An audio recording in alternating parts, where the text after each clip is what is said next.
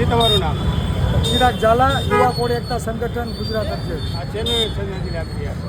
આજ રોજ આણંદ જિલ્લામાં જે ડીએન કેમ્પસમાં જે ઘટના બની છે, 15 મહિના પહેલાં એક કોળી સમાજની દીકરીનું આ જ રીતે સુસાઇડનું ખપાઈ દેવામાં આવ્યું હતું મર્ડરને.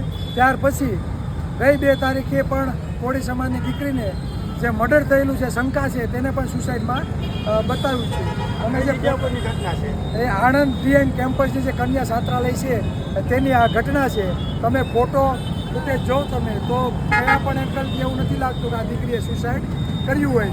જે ગૃહ માતા ધૂણીને એવું કહે કે વર્ષમાં હું એકનો જીવ લઈશ, આ જ ગૃહ માતાને પોલીસ પ્રશાસન ફરિયાદી બનાવે છે. તો આ જ પોલીસ પ્રશાસન દ્વારા ક્યાંક ને ક્યાંક ઢીલી નીતિ રાખેલી છે તેવું સાબિત થાય છે. કેમ કે ખરેખર જે દીકરીનું મરણ થયું છે તેના મા બાપને ફરિયાદી બનાવવા જોઈએ.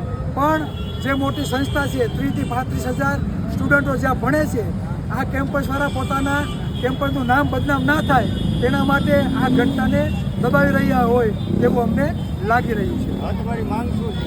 અમારી એક જ માંગ કે 2.5 કરોડની વસ્તી આ ગુજરાતમાં કોળી અને ઠાકોર સમાજની છે.